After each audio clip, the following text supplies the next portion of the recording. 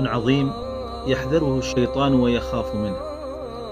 يقول الإمام محمد بن واسع رحمه الله تعالى: كنت أكرر هذا الدعاء صباحا ومساء حتى أتاني الشيطان ذات ليلة في منامي فقال: يا محمد بن واسع، لا تعلمه أحدا من المسلمين.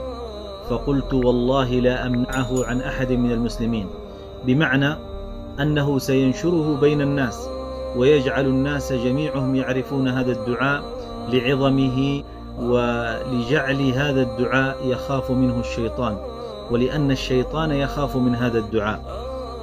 ما هو هذا الدعاء العظيم؟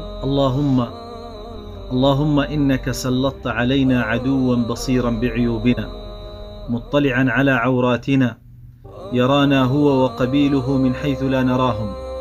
اللهم فآيسه منا كما آيسته من رحمتك، وقنطه منا كما قنطته من عفوك، وباعد بيننا وبينه كما باعدت بينه وبين جنتك. فإذا كان محمد بن واسع رحمه الله توعد إبليس أو الشيطان الرجيم بنشر هذا الدعاء بين المسلمين، فكذلك نحن نتعلمه بأنفسنا ونعلمه أولادنا وأهلينا ومن حولنا، وكذلك نحاول أن ننشر هذا المقطع حتى يكتب الله لنا الأجر في كل شخص رآه وسمعه وطبقه فكان للشيطان خزي.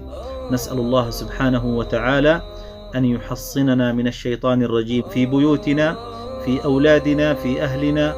فانشر هذا المقطع. بارك الله فيك، وصلى الله وسلم على سيدنا محمد.